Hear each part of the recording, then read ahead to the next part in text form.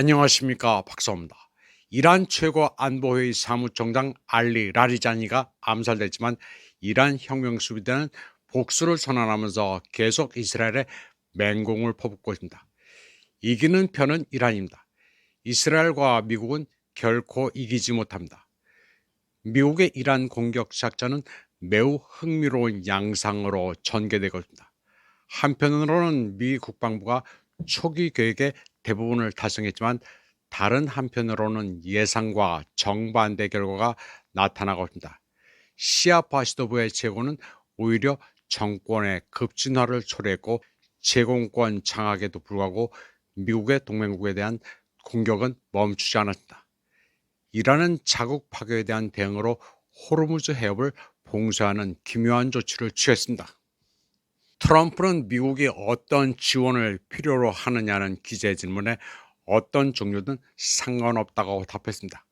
그는 동맹국들이 미 해군보다 훨씬 많은 수의 소해함과 구축함을 해당 지역에 파견해야 한다고 말했습니다.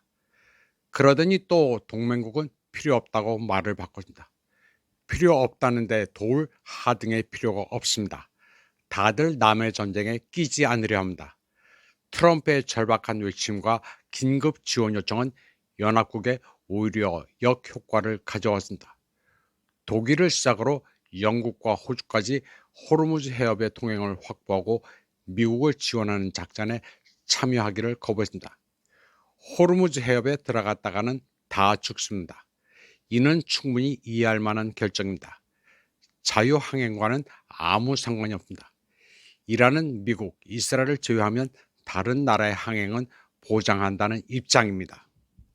호르무즈 해협은 페르시아만과 오만만을 연결하는 길이 167km에 달하는 좁은 해협으로 최소 폭은 39km에 불과합니다.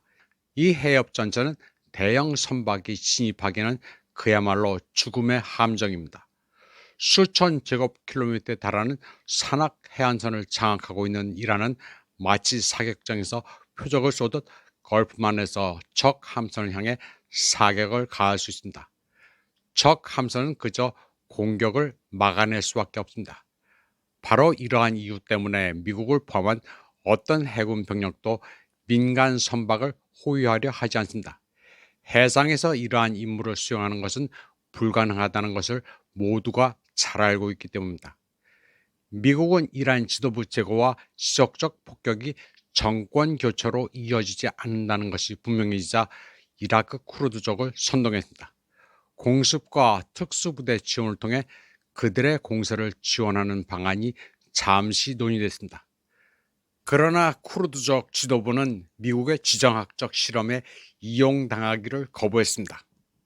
이러한 상황을 고려해 미 국방부는 이란에 대한 지상작전 계획을 수정했습니다.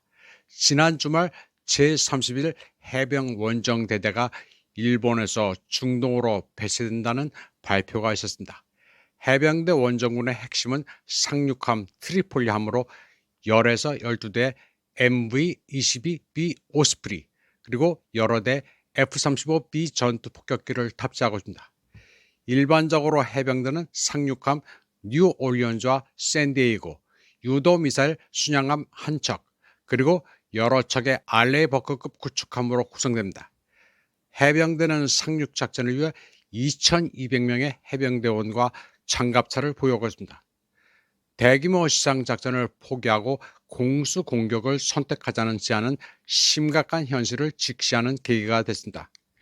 상륙 지점으로는 호르무즈 해협 연안과 이란 석유의 90%가 수송되는 주요 석유 터미널인 하르그섬, 이렇게 두 곳이 거론되고 있습니다.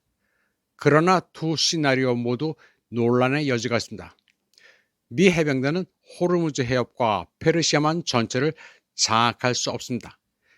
이란 해군 드론 공격으로부터 민간 선박을 보호하기에는 병력이 너무 부족합니다. 동시에 미 해병대원들 스스로도 이란 영토 깊숙한 곳에서 발사되는 이란의 포격, 미사일, 드론 공격의 표적이 됩니다. 상륙 작전 자체는 가능하지만 그 이후의 조치는 불분명합니다. 하르그 섬을 점령하는 것이 훨씬 더 합리적인 선택처럼 보입니다.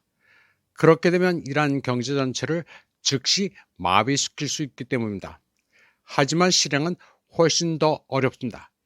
이 섬은 페르시아만 깊숙한 곳에 위치해서 이란의 미사일과 드론 공격을 받으면서 점령하는 것은 호르무즈 해협 연안의 교두보를 유지하는 것만큼이나 어려울 것입니다.